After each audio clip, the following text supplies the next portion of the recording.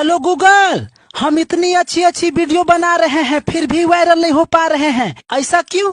क्योंकि तुम एक इंसान हो, वायरस नहीं। फेरेंगे मा फेरेंगे ओवरऑल नङा बे फेरेंगानि हा नङा बे फेरेंगानि हा नङा बे बर' रायजो राजानि हासो थार नङा आं जा सिगांनिफ्राय बहर होजेनदों आं बेयाव आं इउपिपिएलआवनो होखानायखा नङा जों बिपिएफनिल' नङा जों गासै फरेस्ट डुइलार एगा ना बिपिएफ ना इउपिपिएल ना गोसोम ना गुफुर फेरेंगाया बेसेबां अधिकार दङ बे लावख्रिगुरि गामिनि रायजो राजा आइ आफा बिथांमोनहाबो बेसेबां अधिकार दङ इभेन फेरेंगाया जोनोम जायैनि सिगांनो बिथांमोनहा बे हायाव आबाद मावो होनदों फेरेंगाया बड'लेण्ड बिटिसि ओनसोलाव गैयैनि सिगांनिफ्रायनो बिथांमोनहा बाव आबाद मावनानै रायजो जानानै दङ दा दिनै फेरेंगाया मा सावैसों बिथांमोनखौ बिपिएफ दोलोनिखाय होखारदों होनखो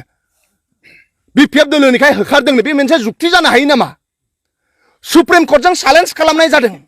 अबसे फेरेंगायाथ' मा सुप्रिम कर्ट फेरेंगाया इसोरजोंनो चेलेन्ज खालामो दा ओंखायनो बिथांमोनजों अयनाय जादों बर'आ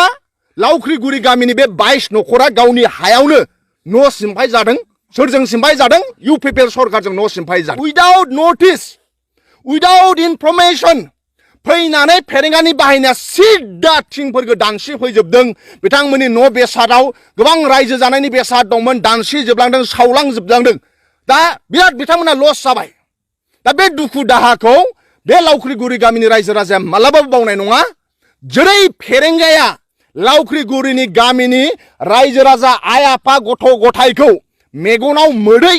फुगार होगासिनो दङ बेखौ फैबाय थानाय समाव लावख्रिगुरि गामिनि रायजो राजा आइ आफा बिथांमोनहाबो बेखौ मा होनो फिन खिथिर लाफिनगोन नङा होमबा खिथिर लाफिननांगोन नङा होमबा दिनै बे बिमानि मेगननि मोदैखौ नाय आरो बे उनाव नङा उनाव कारेन्ट दङ कारेन्ट आसाम सरकारा कारेन्ट हरनाय बै कारेन्टआव नाय कारेन्टआबो फैदों नङा होमबा दा बाव कारेन्टआबो गोदोनिफ्रायनो दङ लावख्रिगुरि गामिनि रायजो राजानो बे कारेन्टखौ हरखानाय दा बिसोर 1990 सनावनो रायजो जानाय दा 1990 सननि रायजो जानायफोरखौ दिनै सोर पावार होखो फेरेंगाखौ फेरेंगाया मा फेरेंगा ओवरऑल नङा बे फेरेंगानि हा नङा बे फेरेंगानि हा नङा बे बर' रायजो राजानि हासो लावख्रिगुरि गामिनि रायजो राजा आइ आफामोननि हानो दालि माइरं जा दंमोन बेखौ दानसिलांजोबनानै सानथाम जाबाय गथ' गथाय आइ आफा बिथांमोना ओंखाम जायामालासिनो प्रमद बर' आरो फेरेंगानि दैदेननायाव बर' रायजो राजाया गावनि हायावनो न' सिमफाय जादों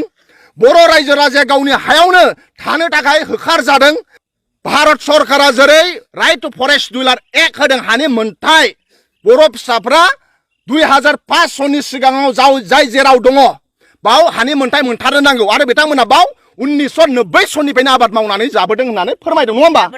1990 सनाव गावसिनि आबाद मावग्रा थिलि बिथांमोना बेखौ आबाद मावबोदों 1990 सननिफ्रायनो बेयाव बिथांमोना बाव थाफैदों बिथांमोना गावनि हायावसो गाव थाफैदों फेरेंगानि हायावथ' न' लुहैयाखैना प्रमद बर'नि हायाव न' लुहैयाखैना नङा होमबा रङियायाव थांनानै प्रमद बर'नि बिथायाव न' लुहैबा होखारनो हागोन नङा होमबा फेरेंगानि न'आव हायाव थांनानै न' लुहैबा होखारनो हागोन बिथांमोना गावसिनि हायावसो दङ गावसिनि हायाव आबाद थिलियाव औ ओंखायनो बेखौ फैबाय दा जेरै लावख्रिगुरि गामिनि रायजो राजा आइ आफा बिथांमोननि मेगननि मोदै बेनि खिथेरखौ फैबाय थानाय समाव रायजो राजाया प्रमद बर' आरो फेरेंगानि खिथेरखौ होखारफिननो थाखाय राजि नङा होमबा राजि